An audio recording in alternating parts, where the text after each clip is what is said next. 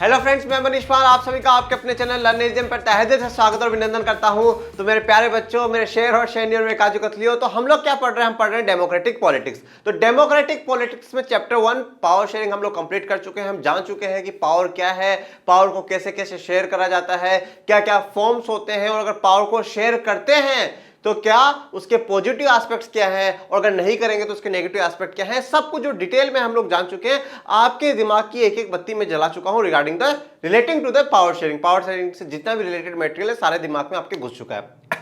अब बात यह आती है कि हमने पढ़ा था different levels of the government, अलग अलग जो लेवल है सरकार के, उसमें पावर को डिवाइड करा जा रहा है। और बार बार मैं लास्ट चैप्टर में यही कह रहा था कि बच्चों ये हम सेकंड चैप्टर में पढ़ेंगे, ये हम सेकंड चैप्टर में पढ़ेंगे। तो आज वही second chapter that is the federalism में आप लोगों के लिए लेकर के आया हूं, और उसका लेक्चर नंबर 1 हम लोग शुरू करते हैं बच्चों, फेडरलिज्म।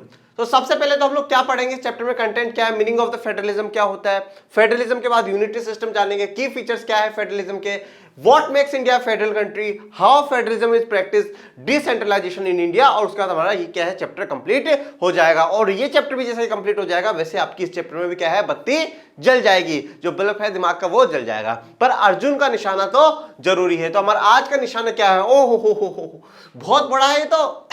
इतना निशाना कैसे है? पर हम इसे पूरा कंप्लीट करेंगे आज के टारगेट को। मीनिंग ऑफ फेडरलिज्म जानेंगे, 2 लेवल्स ऑफ गवर्नमेंट जानेंगे, यूनिटरी सिस्टम जानेंगे, की फीचर्स ऑफ फेडरलिज्म है वो भी जानेंगे, ऑब्जेक्टिव क्या है फेडरलिज्म के, टाइप्स ऑफ फेडरेशन है, what makes India federal country, सब कुछ जानेंगे। तो हम जो आज का लेक्चर है वो शुरू करते हैं। शुरू जो करेंगे वो शुरुआत से करेंगे। जो शुरुआत होती है वो मीनिंग से होती है। सबसे पहले जो चैप्टर का नाम है ना, हमें उस नाम को समझना चाहिए कि वो नाम कहना क्या चाहता है। जो हेडिंग डाल रखी है वो हेडिंग हमें क्या बताना चाहती है, क्योंकि उस पूरी हेडिंग में क्या होता है मेरे प्यारे बच्चों, जो चैप्टर का कंक्लूजन है, जो सार है चैप्टर का, निष्कर्ष है, वो छुपा हुआ होता है। तो हम सबसे पहले जानते हैं कि फेडरलिज्म एक्चुअली में है क्या।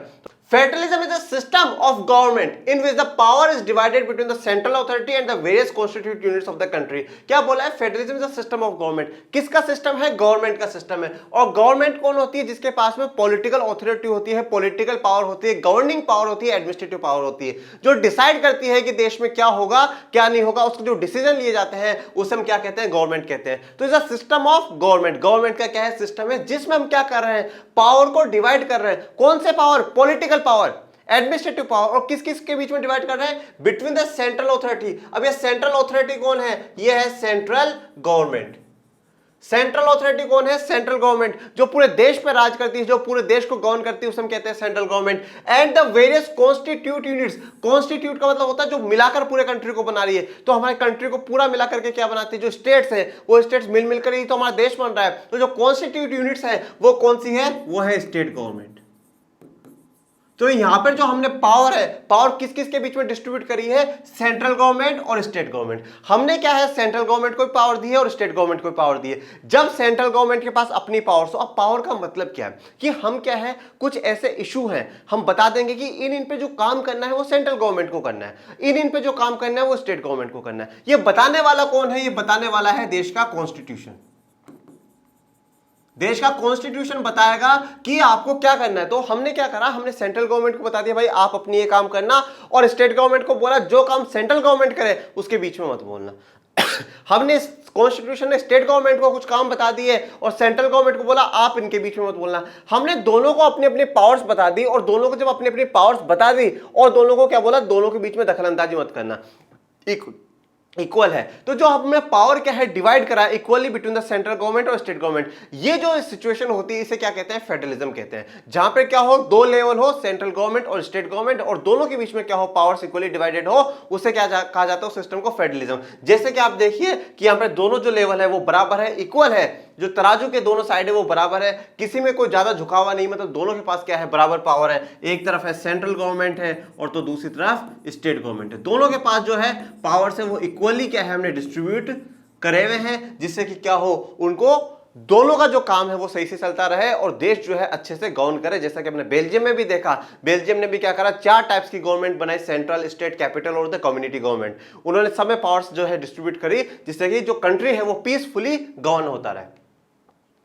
अब federalism has 2 levels of the government. अब फेडरेशन में क्या होता है? 2 लेवल होते हैं गवर्नमेंट के। 2 लेवल कौन कौन से? सेंट्रल गवर्नमेंट और the state government. Central government and the state government.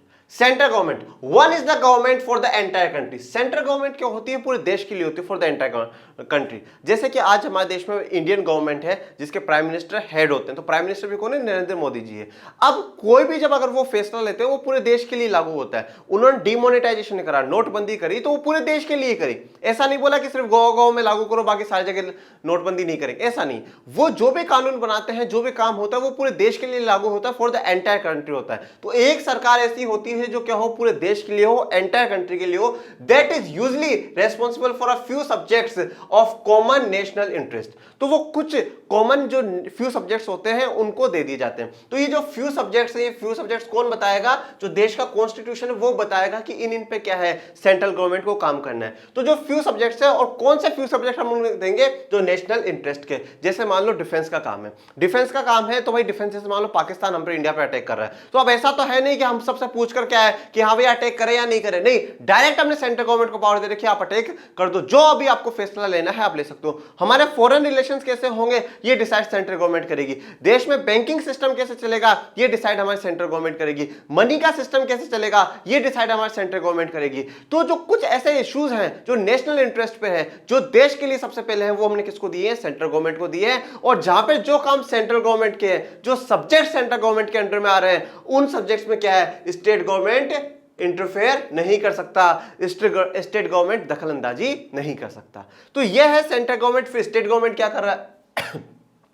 The others are the governments at the level of province or states that look after much of the day-to-day administering of their state। अब बाकी जो है वो governments कहां पे होती है? Province या स्टेट्स पे, ठीक है। प्रोविंस भी बोल सकते हैं, स्टेट भी बोल सकते हैं, रीजन भी बोल सकते हैं, ठीक है। जैसे कि हमने फ्लेमिश रीजन और वेलोनिया रीजन बेल्जियम वाले केस में देखा था।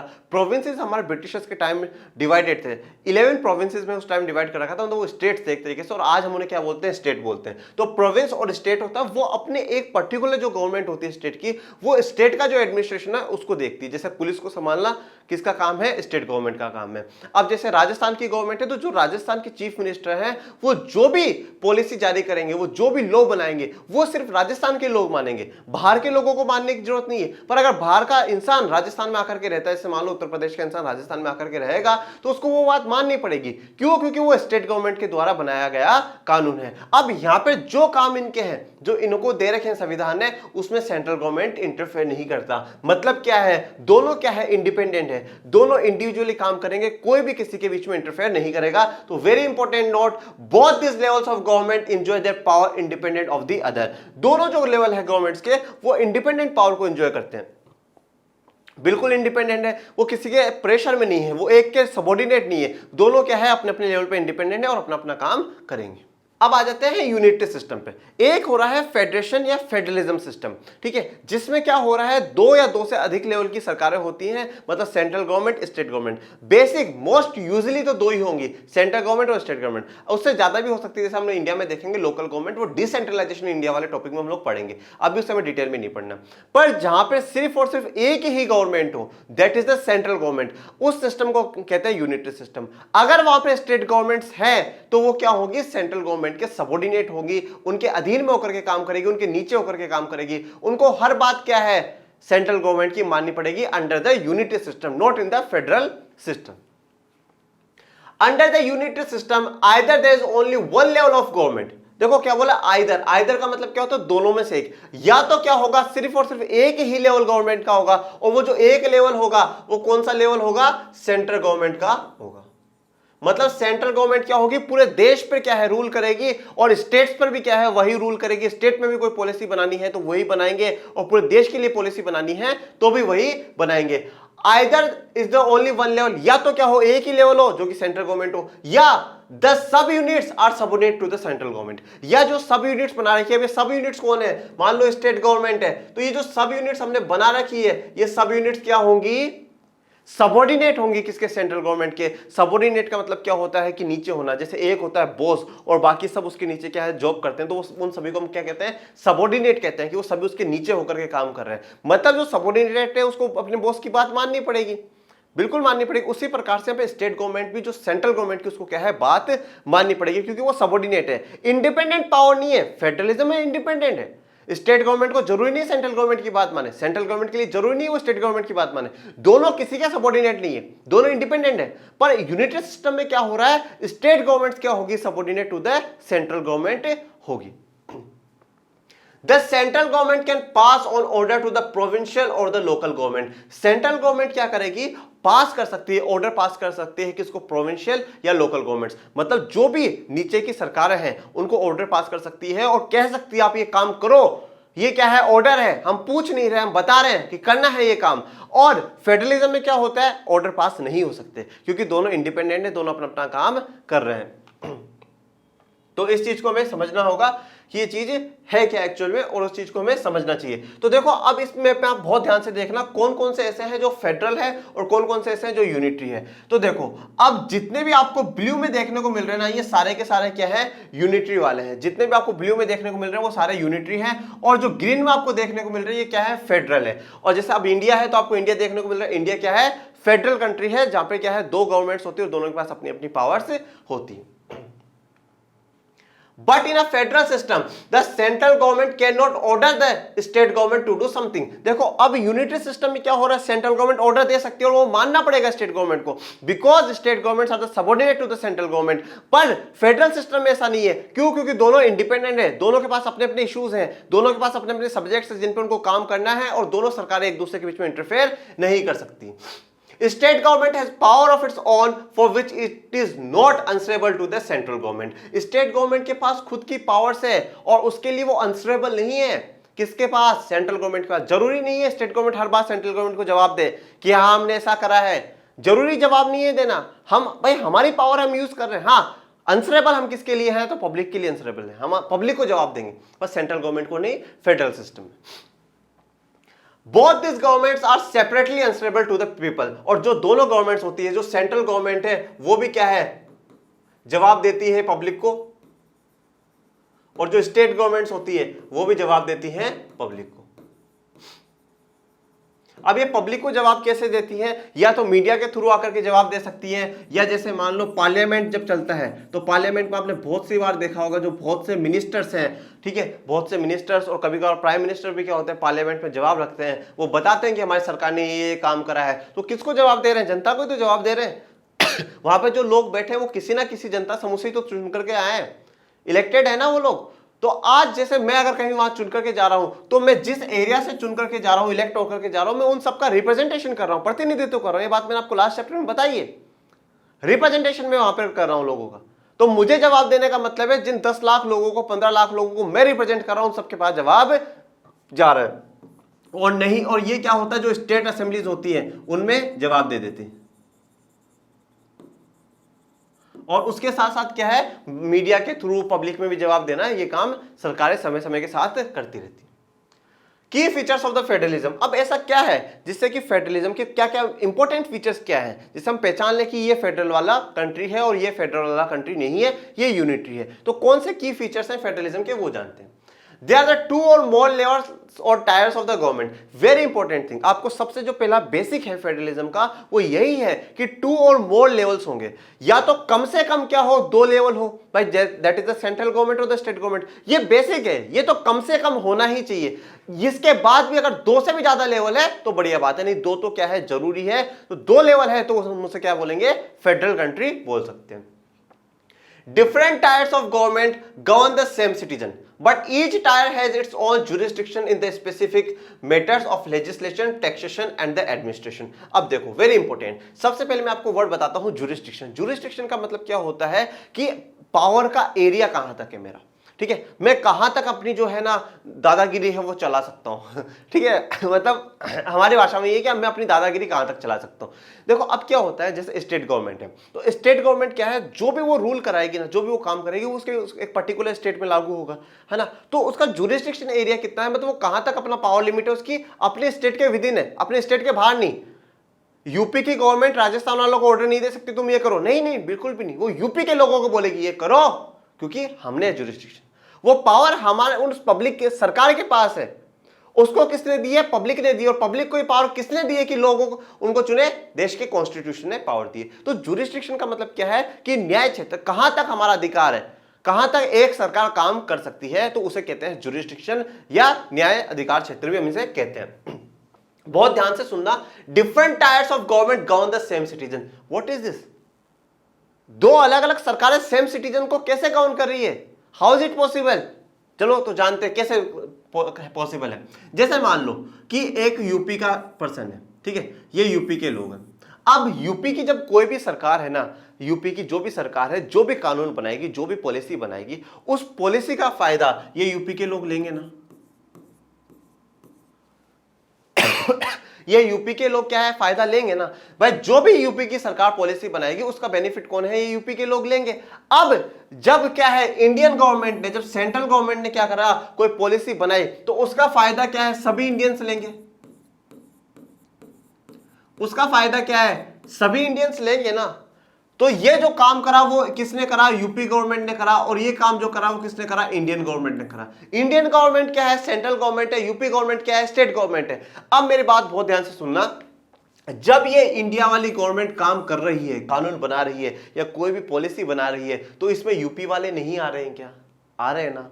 बिहार वालों की अगर कोई पॉलिसी होगी तो बिहार वाले मानेंगे, पर ये बिहार वाले इसमें भी तो आ रहे हैं ना। राजस्थान की कोई पॉलिसी होगी तो राजस्थान वाले मानेंगे, पर ये उसमें भी तो आ रहे हैं ना। केरल की कोई पॉलिसी होगी तो केरल वाले मानेंगे, पर वो इंडिया वाले में भी तो आ रहे हैं ना। मतलब सरकारें अलग अलग हैं, पर जो लोगों का समूह है, जो सिटीजन है, वो तो सेम है ना। भैया इंडिया के लिए मैं सिटीजन नहीं बदल जाऊंगा, मैं राजस्थान के लिए सिटीजन नहीं बदल जाऊंगा, मैं तो सिटीजन ही हूं। मतलब सिटीजन सेम है और जो टारगेट है सिटीजन का वो भी सेम है, पर सरकारें अलग अलग है। ये जब इंडियन गवर्नमेंट बना रही है तो यूपी वालों पे भी लागू होगा, बिहार वालों पे भी लागू होगा, सब पे होगा। और ये यूपी की गवर्नमेंट बना रही है तो ये यूपी वालों पे लागू होगा। मतलब दो अलग अलग सरकारें क्या है, एक ही जो लोगों को है टारगेट करती है, उन सेम सिटीजन पे क्या कर रही है, अपना जो पावर है वो चला रही है। बट वेरी इंपॉर्टेंट, इनका क्या है, अपना अपना एरिया है, जुरिस्डिक्शन एरिया, कि भाई आप यहां तक दादागिरी है आपकी अलग अलग है। वो दादागिरी कहां कहां पर अलग है? लेजिस्लेशन, कानून बनाने के मामले में आपके अलग अलग है। हमने बताया ना, हम आगे पढ़ेंगे, 3 लिस्ट है, यूनियन लिस्ट, स्टेट लिस्ट और कंकरेंट लिस्ट। यूनियन लिस्ट में वो सारे मैटर्स डाले गए हैं जो क्या है, कानून सिर्फ और सिर्फ यूनियन गवर्नमेंट या सेंट्रल गवर्नमेंट हम जिसे बोलते हैं वो बनाएगी। और स्टेट लिस्ट में वो है जिसमें क्या है, स्टेट लिस्ट का स्टेट गवर्नमेंट कानून बनाएगी। कॉन्करेंट में क्या है, तो वो तो पूरा वीडियो देखो तब समझ में आएगा ना। तो लेजिस्लेशन में क्या है, कानून बनाने की जो पावर है वो सबकी अलग अलग है। सेंट्रल गवर्नमेंट की अलग है, स्टेट गवर्नमेंट की अपनी अलग अलग है। टैक्सेशन, टैक्स कहां से लेगा भैया? टैक्स का तो बहुत इंपॉर्टेंट है, टैक्स नहीं लेंगे तो डेवलपमेंट कैसे करेंगे? और टैक्स तो इतना है, हर जगह टैक्स लिया जाता है, हर चीज पे टैक्स लिया जाता है। आप कमा रहे हो तो टैक्स दो, आपको प्रॉफिट हो रहा है तो टैक्स दो, आप चॉकलेट खरीद रहे हो टैक्स दो, आप मोबाइल खरीदते हो आप टैक्स दो, आप कुछ भी चीज खरीद रहे हो आप टैक्स दो। और टैक्स का जो नया सिस्टम हमारे देश में चालू करा गया है उसे क्या कहा जाता है? GST, goods and service tax.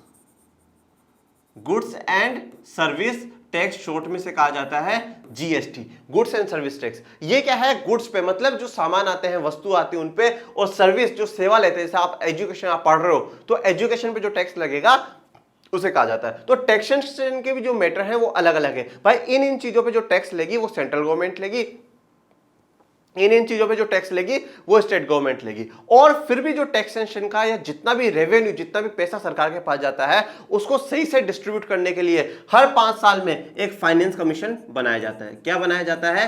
Finance commission बनाया जाता है। ये फाइनेंस कमीशन क्या है, बिल्कुल डिस्ट्रीब्यूट करके बताता है कि इतना स्टेट गवर्नमेंट्स को दिया जाए और इतना पैसा सेंट्रल गवर्नमेंट के पास रहे। तो लेजिस्लेशन का मैटर अलग है, टैक्सेशन का मैटर अलग है, और एडमिनिस्ट्रेशन का क्या है कि उनका प्रशासन कहां तक चलेगा। यूपी की जो बात है ना, यूपी गवर्नमेंट की बात यूपी के लोग ही मानेंगे, पर इंडिया के गवर्नमेंट की बात है इंडिया के सभी लोग मानेंगे। Next, The jurisdiction of the respective levels or tiers of the government are specified in the constitution। तो ये क्या है? ये हमारे देश का कॉन्स्टिट्यूशन है। इस हमारे देश के कॉन्स्टिट्यूशन का फर्स्ट पेज है ये, ठीक है, जिसे हम लोग क्या कहते हैं? प्रियम्बल कहते हैं। ये आप लोगों ने 9th में पढ़ा भी होगा, ठीक है, कॉन्स्टिट्यूशन वाला जो चैप्टर उसमें पढ़ा भी होगा। प्रियम्बल है और इसका जो फर्स्ट लाइन वो क्या कहता है? We the people of India. मतलब क्या है, जो टॉप पर है, जो सुपीरियर है वो क्या है? पीपल ऑफ इंडिया है। लोगों के पास सबसे बड़ी पावर है। सरकारें आएंगी जाएंगी चली जाएंगी, पर सबसे इंपॉर्टेंट जो है वो पीपल ऑफ इंडिया है। तो we the people of India, हम भारत के लोग सबसे इंपॉर्टेंट है। तो क्या है, जो भी जुरिस्डिक्शन है भाई, किसका कहां तक पावर लिमिट है, कहां तक एरिया है, उसका कहां तक पावर लिमिट है, वो सब कुछ क्या है, किसमें स्पेसिफाई है? कॉन्स्टिट्यूशन में। कॉन्स्टिट्यूशन ने बता रखा है कि भाई स्टेट गवर्नमेंट को ये ही काम करने हैं, इसके बाहर मत जाना। ये काम क्या है सेंट्रल गवर्नमेंट को करने, इसके बाहर मत जाना। ये काम लेजिस्लेचर को करने है, इसके बाहर मत जाना। ये काम जुडिशरी को करना है, इसके बाहर मत जाना। हमने लास्ट चैप्टर में भी जाना था कि भैया लेजिस्लेचर, एग्जीक्यूटिव, जुडिशरी और मीडिया, ये 4 स्तंभ है। They are the 4 pillars of the democracy. ये 4 पिलर्स हैं डेमोक्रेसी के। अगर इनका टेरेस, इनकी रूफ, इनकी छत कुछ है तो वो देश का कॉन्स्टिट्यूशन होता है। इसको रूफ को क्रॉस कर करके कोई भी बाहर नहीं जा सकता। तो संविधान बताता है, कॉन्स्टिट्यूशन बताता है कि आपको क्या क्या काम करने हैं। So the existence and the authority of each tier of government is the constitutionally guaranteed। मतलब अब क्या है कि भाई आपकी एग्जिस्टेंस, जो आपका वर्किंग है, आपका काम है, वो सही से चलता रहेगा, स्मूथली काम होगा, इसकी गारंटी कौन दे रहा है? कॉन्स्टिट्यूशन दे रहा है। कॉन्स्टिट्यूशनली ग्रांटेड हो। भैया कभी भी सेंट्रल गवर्नमेंट बीच में आकर के काम अटकाने के लिए बोले भाई ये काम मत करो, ये हम कह रहे हो ऐसा करो, कॉन्स्टिट्यूशन ले जाकर के दिखा दो, देखो भाई लिखा हुआ है संविधान में, हम वही करेंगे। तो कॉन्स्टिट्यूशनली ग्रांटेड ये काम मिले हुए।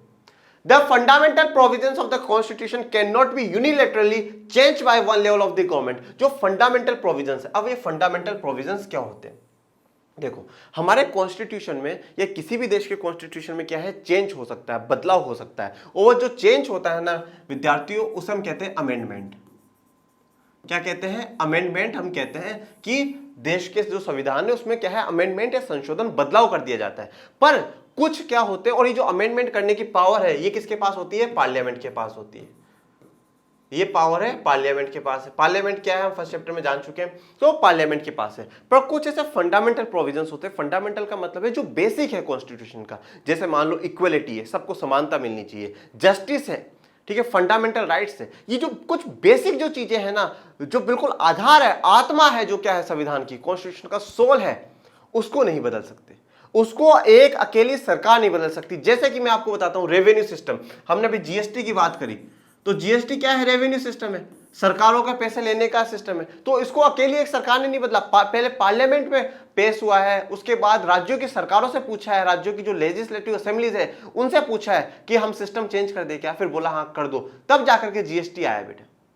तो कोई भी जो फंडामेंटल प्रोविजन है ना, उसे यूनिलेटरली कोई भी एक सरकार अकेले चेंज नहीं कर सकती। दोनों की क्या है, जरूरत आपको पड़ेगी। Such changes requires the consent of the both the levels of the government। दोनों की कंसेंट, दोनों की बात सुननी पड़ेगी, आपको एडवाइस लेनी पड़ेगी, तभी जाकर के काम होगा। Courts have the power to interpret the constitution and the powers of the different level of the government। अब देखो, अब एम्पायर की जरूरत है। अब मान लो कि भैया ये 2 टीमें हो गई, सेंट्रल गवर्नमेंट और स्टेट गवर्नमेंट, दोनों के बीच में झगड़ा हो गया, तो कोर्ट आ जाओ। और कोर्ट में भी सबसे इंपॉर्टेंट जो है सुप्रीम कोर्ट है हमारे। सुप्रीम कोर्ट के पास पूरी पावर है, वो इंटरप्रेट कर सके। अगर दोनों टायर के पावर्स के बीच में कोई कंफ्यूजन हो रहा है तो सुप्रीम कोर्ट जाओ, वो बताएगा आपको। हाई कोर्ट भी जा सकते हो, ठीक है, पर जो मेन है वो सुप्रीम कोर्ट है। अगर आपको कोई संविधान की बात समझ में नहीं आ रही, सुप्रीम कोर्ट जाओ, वो लोग समझाएंगे। आपने कोई कानून सही बनाया है या गलत बनाया, कौन डिसाइड करेगा? सुप्रीम कोर्ट डिसाइड करेगा। तो इंटरप्रेट करने का, व्याख्या करने का, समझाने का जो अधिकार हमने किसको दिया है? कोर्ट्स को अधिकार दिया है। The highest court acts as an umpire. तो हाईएस्ट कोर्ट कौन सा है? एपेक्स कोर्ट कौन सा है? सुप्रीम कोर्ट ऑफ इंडिया है। यह रहा हमारा supreme court of India. If disputes arise between different levels of the government, अगर कोई भी डिस्प्यूट, कोई भी झगड़ा दोनों के बीच में हो जाता है, तनातनी हो जाती है, डिशुम डिशुम की स्थिति बन जाती है, तो उसमें एम्पायर के बीच में लगा, रुक जाओ रुक जाओ रुक जाओ, तू भी रुक, क्या बात होगी, क्या बात होगी, मुझे बताओ क्या बात हुई। जब कोई नहीं बोलेगा, दोनों जाओ अपने अपनी जगह पर जाओ। मैं बोल रहा हूं ना, कोई नहीं लड़ेगा, कोई नहीं लड़ेगा। तो ये काम कौन करेगा? ये सुप्रीम कोर्ट करेगा। कोई भी डिस्प्यूट, कोई भी झगड़ा हो जाएगा तो उसको जो सुलझाने का काम है, सोल्व आउट करने का काम है, वो हाईएस्ट कोर्ट सुप्रीम कोर्ट करता है। In the exercise of their respective power, और उनके जो भी पावर है उनको बताता है। Sources of the revenue for each level of government are clearly specified, ensures financial autonomy। अब इनके sources of revenue, मतलब इनको रेवेन्यू कहां से मिलेगा, इनका जो पैसा है जो वो कहां से आएगा? टैक्स से आएगा, फीस। देखो टैक्स क्या है? टैक्स एक रेवेन्यू का पार्ट है। रेवेन्यू का मतलब है इनकम ऑफ द गवर्नमेंट, जो सरकार की कमाई है उसे हम रेवेन्यू कहते हैं। और टैक्स एक पार्ट है। सरकार के पास उसके अलावा पैसा आता है, जैसे कि पुलिस वाले ने आपका चालान काट दिया, कहां जाएगा? सरकार के पास जाएगा। हाँ, पर वो ये बात होनी चाहिए कि वो रसीद काट के दे, तभी सरकार के पास जाएगा, तो वो सरकार के पास जाएगा। स्कूल्स, गवर्नमेंट स्कूल्स में जो फीस जमा हो रही है वो पैसा कहाँ जाएगा? सरकार के पास जाएगा। और कहीं हम पैसा डोनेट, जो भी काम कर रहे हैं वो सरकार के पास जा रहा है। तो रेवेन्यू का जो सोर्सेज है भाई, स्टेट गवर्नमेंट को कहां से रेवेन्यू मिलेगा और सेंट्रल गवर्नमेंट को रेवेन्यू कहां से मिलेगा, वो क्या है बिल्कुल क्लियरली स्पेसिफाइड है, वो भी स्पेसिफाइड हमने कर रखा है कि भाई इतना इनके पास, इतना इनके पास, और उसके लिए फाइनेंस कमीशन भी बनता है, मैंने आपको बता दिया।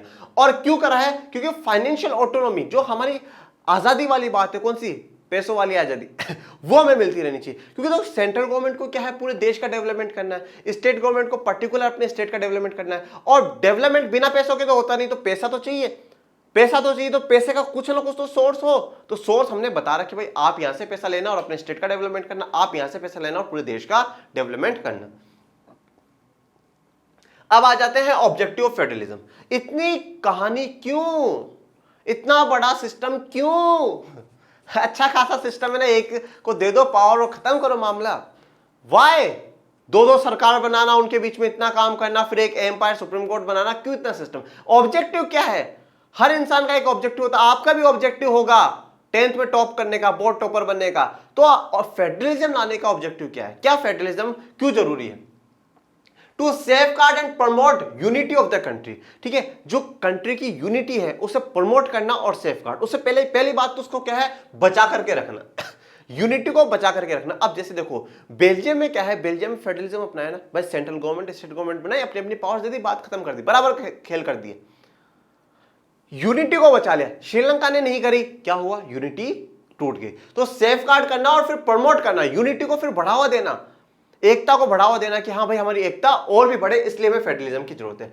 अकोमोडेट रीजनल डाइवर्सिटी, और देखो हमारे देश में और सभी देशों, काफी देशों में, स्पेशली हमारे इंडिया में बहुत सी डाइवर्सिटीज है। डाइवर्सिटीज का मतलब क्या होता है, वेराइटी, वेराइटीज, किसी भी चीज में क्या होना, हमारे पास वेराइटीज होना, बहुत से ऑप्शन जब हमारे पास होते हैं उसे हमें डाइवर्सिटी कहते हैं। तो हमारे देश में जो डाइवर्सिटीज है वो किस किस बेसिस पर है, जैसे लैंग्वेज के बेसिस पे, लैंग्वेज के बेसिस पे हमारे क्या है, बहुत सी डाइवर्सिटी है भाई, बहुत सी भाषा हमारे देश में बोली जाती है, कन्नड़ भी बोली जाती है, मलयालम, हिंदी, उर्दू, संस्कृत, मराठी, पता नहीं कितनी भाषाएं बोली जाती है। ठीक है, तो हमारे लैंग्वेजेस के बेसिस पे, रिलीजन के बेस पे, कितने धर्म हमारे देश में रहते हैं, 5 6 7 8 10 धर्म हमारे देश में रहते हैं, हम सब एक है, यूनाइट है। ठीक है, रिलीजन के बेस पे है, कास्ट के बेस पे हम लोग हैं। तो हमारे पास कल्चर के बेस पे, हम सबका कल्चर कितना अलग है। आप साउथ में जाइएगा, साउथ का कल्चर अलग है, साउथ की जो बिल्कुल आइडेंटिटी साउथ की अलग है। नॉर्थ ईस्ट में आप जाइए, नॉर्थ ईस्ट के बिल्कुल कल्चर अलग है। तो हर चीज क्या है तो डाइवर्सिटी बहुत अलग है। और ये डाइवर्सिटी क्या है, रीजन के हिसाब से, जैसे आप साउथ में जाओगे, साउथ का कल्चर बहुत अलग है, नॉर्थ ईस्ट में जाओ अलग है, नॉर्थ में जाओ अलग है, वेस्टर्न साइड में जाओ अलग है। ठीक है, वहां का पहनावा, वहां का खाना पीना, ये सब अलग है। तो ये रीजनल डाइवर्सिटी भी बनी रहे, इसलिए भी हमें क्या जरूरत है, फेडरलिज्म की जरूरत है। अब देखो जो स्टेट गवर्नमेंट बनेगी, जैसे मान लो कि ना कर्नाटक में स्टेट गवर्नमेंट बनी। अब जो कर्नाटक में स्टेट गवर्नमेंट बनी है ना, तो वो वहां के कल्चर को प्रमोट करेगी, वहां के जो फेस्टिवल्स है उनको क्या है, बढ़ावा देगी, वहां की भाषा को बढ़ावा देगी। तो उससे क्या होगा, वहां के लोग भी खुश रहेंगे और सोचेंगे देखो इंडिया का कितना अच्छा सिस्टम है, हमारी बातों को भी ध्यान में रखा जाता है, तो यूनाइट हम लोग रहेंगे। अब देखो ये है ऑब्जेक्टिव्स फेडरलिज्म, ये हमारा उद्देश्य है इसलिए। पर एक होता है आइडल फेडरल सिस्टम, कि भैया हमारा जो फेडरल सिस्टम है आदर्श होना चाहिए दुनिया के लिए, आइडल बनना चाहिए हमारा फेडरलिज्म, कि भाई ऐसा दुनिया में फेडरलिज्म हो तो उस देश जैसा। तो आइडल बनने के लिए क्या क्या जरूरी है वो देखो, म्यूचुअल ट्रस्ट। ये म्यूचुअल ट्रस्ट किस किस के बीच में होना चाहिए, म्यूचुअल ट्रस्ट होना चाहिए central government and the state government, दोनों के बीच में क्या है, म्यूचुअल ट्रस्ट होना चाहिए कि भाई स्टेट गवर्नमेंट अपना काम करे, सेंट्रल गवर्नमेंट अपना काम करे, दोनों के बीच में कोई भी एक दूसरे के बीच में इंटरफेयर नहीं करेगा। Next, agreement to live together, एक साथ रहने की इच्छा हो, हम साथ साथ हैं तो साथ साथ हमें रहना है, हमें एक दूसरे को छोड़ना नहीं है। ठीक है, सेंट्रल गवर्नमेंट और स्टेट गवर्नमेंट साथ साथ रहेंगी, हर राज्य है, हर स्टेट से वो क्या है, साथ साथ रहेंगे। अब आ जाते हैं टाइप्स ऑफ फेडरेशन पे। तो देखो फेडरेशन के भी जो टाइप है वो अलग अलग है, वो हर देश की अपनी हिस्ट्री के हिसाब से, अपने कल्चर के हिसाब से, अपने जो ओरिजिन है उनकी बिगनिंग होती है कंट्री की, उस हिसाब से वो अपने अपने हिसाब से डिफरेंट टाइप्स के फेडरेशन को अपनाते हैं। दो टाइप के फेडरेशन होते हैं, एक होता है coming together federation, coming together federation, and the next one is the holding together federation. पहले देखो दोनों को जो वर्ड्स है ना उनको बहुत अच्छे से आप समझ लो, और फिर उसके बाद हम आगे की कहानी को शुरू करेंगे। कमिंग टुगेदर फेडरेशन, देखो फेडरेशन का मतलब है एक तरीके से साथ आना, फेडरेशन मतलब एक संघ बना लेना, एक ग्रुप बना लेना, that is the federation. Okay, coming together, coming together एक साथ आना, मतलब तू भी आजा, तू भी आ जा, तू भी आ जा, और एक क्या है हम ग्रुप बना ले, that is the coming together. Come together, एक साथ आ जाओ। जैसे कि आप लोग स्कूलों में भी क्या करते होंगे, भैया ये मेरा दोस्त, तू मेरा दोस्त, तू मेरा दोस्त, अपन सब एक साथ बैठ करके क्या है लंच करेंगे, अपना क्या है एक ग्रुप हो जाएगा, that is the coming together. हमने बुलाया भाई तू भी आ जा, तू भी आ जा, तू भी, एक क्या है ये कमिंग टुगेदर है, that is the coming together federation. जैसे कि आप मान लो आप क्रिकेट मैच खेलने जा रहे हो, अरे भाई तू आ जा, तू भी आ जा, तू खेलेगा, आ जा तू मेरी टीम में, तू खेलेगा, तू भी आ जा, तू इसकी टीम में। तो हमने क्या करा, कमिंग टुगेदर, सबको बुला बुला करके एक फेडरेशन बना लिया। दूसरी तरफ है होल्डिंग टुगेदर, हम लोग ऑलरेडी एक है। जैसे कि एग्जांपल है फैमिली का, हमारी फैमिली में जैसे जो जॉइंट फैमिली रहती है, तो अब क्या है वो फैमिली पूरी एक है, बस उसे होल्ड कर करके रखना है, पकड़ के रखना है, जाना नहीं चाहिए कोई, उन्हें पकड़ करके रखना है कि हाँ भाई हम क्या है एक ही है, कोई भी इससे अलग नहीं होना चाहिए। तो वो होता है holding together federation. Coming together पे हमने यहाँ पे क्या है बुलाया है और फिर बड़ा फेडरेशन बनाया है। यहाँ पे फेडरेशन पहले से देश बना हुआ है, बस उसको पकड़ के रखना कि कोई राज्य अलग ना हो जाए। अब जानते हैं one by one. Independent states coming together on their own to form a bigger unit. ठीक है, जो इंडिपेंडेंट स्टेट्स है, इंडिपेंडेंट स्टेट्स या आप यहाँ पे कंट्री का भी नाम ले सकते हो, जो छोटे छोटे देश हैं या जो छोटे छोटे राज्य हैं, वो क्या है मिलकर के एक बड़ा क्या है बिगर यूनिट बनाते हैं। और जो ये बिगर यूनिट होता है, ये बिगर यूनिट क्या कहलाती है, कंट्री कहलाती है। तो जो छोटे छोटे राज्य हैं, छोटे छोटे देश हैं, वो मिलकर के क्या है एक बड़ा देश बना रहे हैं। Sovereignty and retaining identity they can increase their security. देखो सोवेनिटी क्या होती है, सोवेनिटी देखो दो तरीके से आप समझने की कोशिश करना। जैसे भारत का जो संविधान है, इंडियन कॉन्स्टिट्यूशन, वो भी सोवेनिटी की बात करता है। सोवेनिटी दो तरीके से होती है, एक सोवेनिटी होती है इंटरनल, इधर समझ लीजिएगा फिर मैं इधर का रफ कर दूंगा, एक होती है इंटरनल और एक होती है इंटरनेशनल। इंटरनल सोवेनिटी का मतलब यह है कि हमारे देश के जो भी, हमारे देश के अंदर जो भी काम होगा, विद इन द कंट्री जो भी होगा, उसमें किसी को बाहर वाले को बोलने की जरूरत नहीं है। जैसे कि अगर हमारे देश में हम कोई भी एक्शन लेते हैं तो कोई बाहर का कंट्री या कोई भी हमारे बीच में इंटरफेयर नहीं करेगा। जैसे हमने आर्टिकल 370 रिपील करा, हमने आर्टिकल 370 हटाया, तो अब किसी देश को अधिकार नहीं कि हमारे देश के मामले में बोले। ये हमारी सोवेनिटी है, ये हमारी सोवेनिटी है कि हम हमारे देश में जो चाहे वैसा हम कर सकते हैं, हम कुछ गलत नहीं कर रहे हैं, पर हम जो करेंगे हमारे लिए अच्छा करेगा, तो कोई दूसरा बोल नहीं सकता। इंटरनेशनल का मतलब क्या होता है कि भाई हमें किसके साथ रिलेशन रखना है, हमें चाइना के साथ रिलेशन रखना है, ये हमें अमेरिका ना बताए, हमें अमेरिका के साथ रिलेशन रखना है या नहीं रखना है, ये हमें ऑस्ट्रेलिया ना सिखाए, हमें कोई बताए नहीं कि हमें क्या करना है, हमें इच्छा होगी हम जिसके साथ रिलेशन रखेंगे, ये इंटरनेशनल सोवेनिटी। तो यहां पर क्या है सोवेनिटी मतलब जो ये छोटे छोटे स्टेट्स मिले, इनकी सोवरेनिटी बनी रहेगी, वो जैसे अपना काम करना चाहते हैं वो करेंगे, उनके ऊपर किसी प्रकार का कोई प्रेशर नहीं बनेगा। रिटर्निंग आइडेंटिटी, उनकी आइडेंटिटी बनी रहेगी। आइडेंटिटी का मतलब क्या, जो उनका कल्चर है आप फॉलो करो, आपकी लैंग्वेज है आप फॉलो करो, आपकी जो भी सिस्टम है आप फॉलो करो, हम कुछ ही नहीं बोलेंगे। एक जो बहुत बड़ा फायदा होगा वो होगा इंक्रीज सिक्योरिटी। भाई छोटे छोटे हैं, ग्रुप में अलग अलग बटे हुए हैं, तो कोई भी मार देगा। एक मिलकर के बड़ा ग्रुप बना लो, हाथ लगा कर दिखाओ, नहीं हो सकता ना, पॉसिबल ही नहीं, फिर कोई मारे, बिल्कुल नहीं मारे। सबसे बेस्ट एग्जांपल जो फेडरलिज्म का है, that is the United states of America. United states of America, USA, United states of America. इसमें यूएसए में टोटल 50 स्टेट्स हैं। ये क्या है, पहले सब अलग अलग थे, फिर मिल मिल करके एक एक ग्रुप, सबको जोड़ जोड़ करके क्या करा गया 50 स्टेट्स बनाए गए, इसीलिए कहा जाता है United states of America. America क्या है, राज्यों से मिलकर के बनाया, इसलिए संयुक्त राज्य अमेरिका कहा जाता है। और अमेरिका में दो दो कॉन्स्टिट्यूशन चलते हैं। कितने कॉन्स्टिट्यूशन चलते हैं, दो कॉन्स्टिट्यूशन चलते हैं। एक कंट्री का कॉन्स्टिट्यूशन होता है और एक किसका होता है, जो पर्टिकुलर स्टेट है उनका कॉन्स्टिट्यूशन होता है।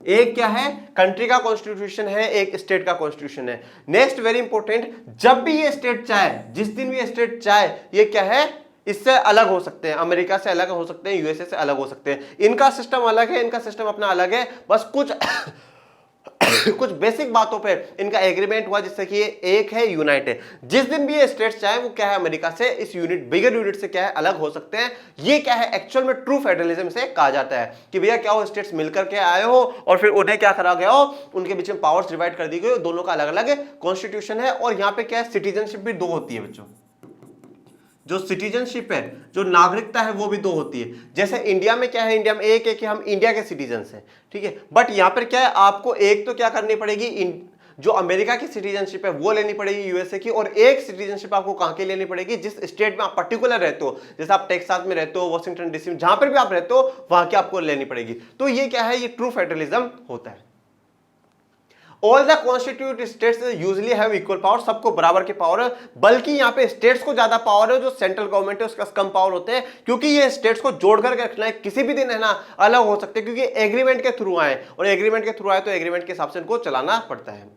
यूएसए, स्विट्जरलैंड, ऑस्ट्रेलिया, ये क्या है, इसके एग्जाम्पल्स हैं। अब हम लोग जानते हैं होल्डिंग टुगेदर फेडरेशन को। A large country decide to divide its power between the constituent states and the national government। अब देखो, अब जैसे इंडिया का एग्जांपल हो, होल्डिंग टुगेदर वाले फेडरेशन में इंडिया है। हमारा देश है ना, हजारों सालों से हम ऑलरेडी सब एक है। हमने जो स्टेट्स बनाए ना, हमने स्टेट्स खुद क्रिएट करे भाई, तेलंगाना, आंध्र प्रदेश, जम्मू कश्मीर, राजस्थान, बिहार, उड़ीसा, ये हमने क्रिएट करे। क्यों? क्योंकि एडमिनिस्ट्रेटिव इजीनेस के लिए, कि एडमिनिस्ट्रेशन जो है वो आसान हो जाए, प्रशासन जो चलाना है देश का वो क्या है, आसान हो जाए। ठीक है, हमने पहले क्या है, देश बनाया, फिर हमने स्टेट्स बनाया, फिर दोनों के बीच में पावर को डिवाइड कर दिया है। The central government tends to be more powerful. यहां पे क्या होता है, सेंट्रल गवर्नमेंट ज्यादा पावरफुल होती है। जैसे इंडिया में भी थोड़ी सी सेंट्रल गवर्नमेंट क्या है, ज्यादा पावरफुल है। उसका कारण ये है कि हम क्या चाहते हैं, कि हम ये चाहते हैं कि कोई भी बड़ा फैसला वो सेंट्रल गवर्नमेंट ले ले। बाकी ऐसा नहीं है कि पावरफुल होने का मतलब ये नहीं कि स्टेट गवर्नमेंट के पास अपने पावर्स नहीं, उसके पास अपने पावर्स हैं। Different constitute units of the federation है अनइक्वल पावर्स, और जो डिफरेंट जो कॉन्स्टिट्यूट यूनिट्स है उनके पास क्या है, अनइक्वल पावर्स है। पावर जो है किसी के पास ज्यादा है, किसी के पास कम है। जैसे कि आपने देखा होगा कि हमारे पहले आर्टिकल 370 था, तो जम्मू कश्मीर को बहुत ज्यादा पावर्स थी और बाकी राज्यों को कम थी। हम अभी भी पढ़ेंगे कि आर्टिकल 371 के अंडर में काफी स्टेट्स को काफी पावर्स है, कुछ ज्यादा पावर्स है, बाकी दूसरे स्टेट्स को नहीं है। तो वो क्या है, अनइक्वल पावर्स है। Example, some units are granted special power, और कुछ यूनिट्स को क्या है, कम पावर, ज्यादा पावर है। किसी को कम है, किसी को ज्यादा पावर्स है। इंडिया, स्पेन, बेल्जियम, ये क्या है, एग्जांपल उन सबके हैं। What makes India federal country, ये क्वेश्चन आता है कि भाई what makes India federal country, ऐसी क्या चीज है जो इंडिया को फेडरल बना रही है, ऐसा क्या सिस्टम है जो इंडिया को क्या है, फेडरल बना रहा है, उसके बारे में हम लोग जानते हैं। The constitution declares India as a union of states. अब वेरी इंपॉर्टेंट, आप इस बात को बहुत ध्यान से समझिएगा। यूनियन ऑफ स्टेट्स और फेडरेशन के जो बीच का मामला है उसको हमें समझने की जरूरत है। यूनियन ऑफ स्टेट्स और एक है फेडरेशन ऑफ स्टेट्स। इन दोनों में डिफरेंस क्या है? यूनियन ऑफ स्टेट जो है ना वो होल्डिंग टुगेदर वाला है, होल्डिंग टुगेदर वाला है, और फेडरेशन ऑफ स्टेट्स कैसा है, कमिंग टुगेदर। यहां पर क्या है, फेडरेशन ऑफ स्टेट्स में स्टेट्स को जोड़ा गया है, एक एक को बुला बुला करके। यहां पर जो कुछ भी हुआ वो एग्रीमेंट के तहत हुआ, और जिस दिन भी चाहे वो स्टेट्स से वो अलग हो सकते हैं। पर इसमें यूनियन ऑफ स्टेट्स है, स्टेट्स से मिलकर के पूरा जो देश है वो संघ बना है, पर स्टेट्स कभी भी अलग नहीं हो सकते, पहली बात। दूसरी बात, हम एग्रीमेंट के साथ नहीं आए, हम दिल से जुड़े हुए हैं। अब कभी तेलंगाना चाहे नहीं मैं भारत से अलग होना चाहता हूं, no no no no no, ऐसा काम नहीं कर सकता, बिल्कुल भी अलग नहीं हो सकते। तो यहां पे यूनियन ऑफ स्टेट्स जो देश का संविधान है वो डिक्लेयर करता है इंडिया को। Although it did not use the word federation, the Indian Union is based on the principle of federalism। हमारे देश के संविधान में फेडरेशन वर्ड का इस्तेमाल नहीं करा गया है, ठीक है, फेडरेशन वर्ड का इस्तेमाल नहीं करा गया है, पर हमारा जो देश का संविधान है वो किसके बेस पे है, प्रिंसिपल ऑफ फेडरलिज्म। हमारा आइडिया जो है ना वो फेडरलिज्म जैसे है। जैसे कि क्या हुआ कि जब हमारी चर्चा चल रही थी संविधान सभा में, कॉन्स्टिट्यूट असेंबली में, तो हमने सेंट्रल गवर्नमेंट को ज्यादा पावर्स दी, जैसा कि कमिंग टुगेदर फेडरेशन में हमने पढ़ा भी है, सेंट्रल गवर्नमेंट का ज्यादा पावर है। तो इस पे क्या है, एक मेंबर होते हैं KM मुंशी, वो जवाब देते हैं, वो कहते हैं कि हमने सेंट्रल गवर्नमेंट को इसलिए ज्यादा पावर दी है क्योंकि हमारे इंडिया का सबसे अच्छा वक्त वो था जब सेंट्रल मजबूत था, मतलब एक राजा के हाथ में पावर थी और पूरे देश को उसने कंट्रोल कर रखा था, क्योंकि कहीं पर भी कोई भी गतिविधि होती थी उसको क्या है, कंट्रोल कर लेता था। और सबसे बुरा वक्त तब आया जब क्या आया, हमारे अलग अलग राजा बट गए, तो कभी किसी ने अटैक कर दिया तो वो सोच रहा वो मारे, उनके इलाके में अटैक करा है, फिर वो सोच रहा उसने मारा है, उसके इलाके में अटैक करा। इसलिए हमने सेंट्रल को थोड़ा सा ज्यादा पावरफुल बनाया, जिससे कि हमारे देश की यूनिटी और जो टेरिटोरियल बाउंड्री है वो हमेशा सेफ रहे।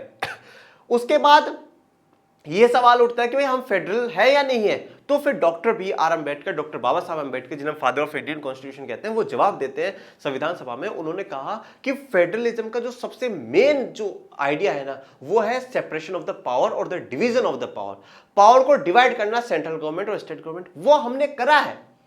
हमने यूनियन लिस्ट, स्टेट लिस्ट और कॉन्करेंट लिस्ट में काम करा है, तो सबसे जो इंपॉर्टेंट फीचर है वो हमने डाला है, तो इसलिए India is a federal country. आपसे अगर कभी भी पूछ लिया जाए तो यही कहोगे कि India is a federal country, India एक फेडरल देश है।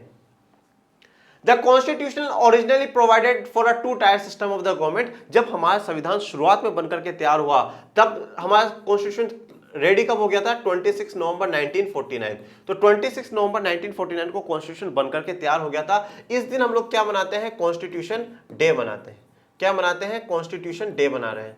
कब से मना रहे हैं? 2015 से हमने मनाना शुरू करा है। 2015 से शुरू क्यों करा? क्योंकि 2016 में है ना डॉक्टर बाबा साहब अंबेडकर की 125वीं 125th एनिवर्सरी आ रही थी, इसलिए जो अभी की सरकार है, प्राइम मिनिस्टर नरेंद्र मोदी जी ने ऐलान करा कि हम इस साल से क्या है, हर 26 नवंबर को संविधान दिवस मनाएंगे, क्योंकि बाबा साहब अंबेडकर की 125वीं जयंती आ रही है उनकी याद में।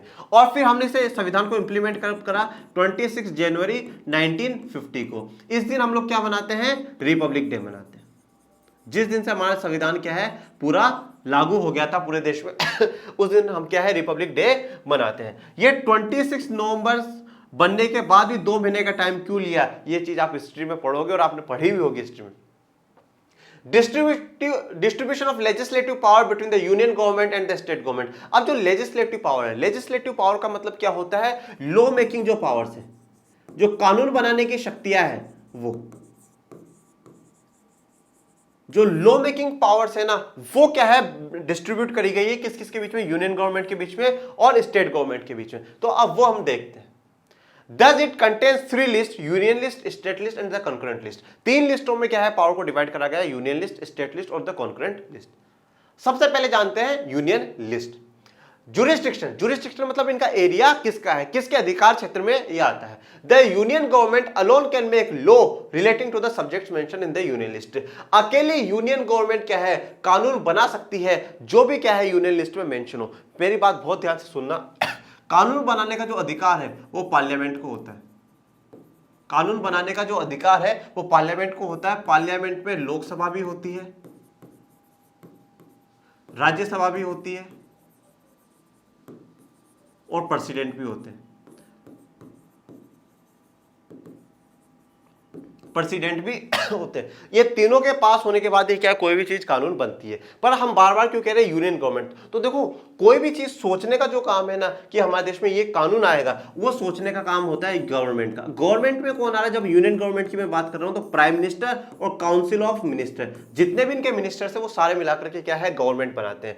और गवर्नमेंट कैसे बनेगी? जैसे जो लोकसभा है, लोकसभा में टोटल कितनी है? 545 सीट्स है। इसकी कोई भी पार्टी, जो भी पार्टी 50% से ज्यादा जीत जाती है, जैसे कि 275 प्लस सीटें जो भी पार्टी जीत जाएंगी, जैसे कि बीजेपी ने भी 350 सीटें जीत ली थी तो बीजेपी की सरकार बन गई। तो कोई भी पार्टी 50% ज्यादा जीत जाती है, 275 के आंकड़ों को क्रॉस कर जाती है, तो उसकी क्या है, सरकार बन जाती है। अब सरकार फिर वो एक प्रधानमंत्री बनाते हैं, मंत्री बनाते हैं, मिनिस्टर्स बनाते हैं, और ये सरकार सोचती है कि क्या क्या कानून हमारे देश में बनना चाहिए। फिर वो लोकसभा में जाएगा। अब लोकसभा में देखो बीजेपी के भी हैं, कांग्रेस के भी हैं, आम आदमी पार्टी के भी हैं। फिर वो राज्यसभा में जाएगा, दोनों से पास हो गया, फिर प्रेसिडेंट साइन करते हैं, फिर जाकर के कानून बनता है। पर हम नाम क्या लेते हैं? यूनियन गवर्नमेंट, क्योंकि जो आइडिया है बिहाइंड द वो यूनियन गवर्नमेंट का है। तो जो भी काम यूनियन लिस्ट में लिखा है उस पर कौन कानून बना सकता है? Union government. सब्जेक्ट कौन कौन से हैं? नेशनल इंपोर्टेंस के जितने भी सब्जेक्ट्स हैं वो हमने इस वाली लिस्ट में डाले हैं। जैसे कि डिफेंस ऑफ द कंट्री, जो देश का डिफेंस है उसको हमने इसमें डाला है। फॉरेन अफेयर्स, विदेशों के साथ हमारे कैसे संबंध होने चाहिए वो हमने इसमें रखा है। बैंकिंग इसमें रखा है, कम्युनिकेशन इसमें रखा है और करेंसी हमने इसमें रखा है। ये सारे जो है काफी ऐसे सब्जेक्ट्स हैं जो हमने इसमें रखे। ये 2-3 ही नहीं, दैट्स आर द एग्जांपल, और बाकी इसके आगे आप चाहिए एटसेट्रा लगा लो, बहुत से सब्जेक्ट्स इसमें हैं। Why? अब ये सब्जेक्ट इसमें क्यों डाले गए? We need a uniform policy on these matters throughout the country। हमें क्या चाहिए? यूनिफॉर्म पॉलिसी चाहिए। पूरे देश में क्या है? यूनिफॉर्म पॉलिसी चाहिए। पूरे देश में एक एकता चाहिए, यूनिटी हमें देखने को मिलनी चाहिए। जैसे मान लो करेंसी का मैं मामला लेता हूं। जैसे मान लो अगर महाराष्ट्र अपनी करेंसी चलाता और उत्तर प्रदेश अपनी करेंसी चलाता, मान लो मैं महाराष्ट्र से उत्तर प्रदेश जा रहा हूं, तो दोनों की करेंसी अलग हो गई, मैं तो कुछ कर ही नहीं सकता ना।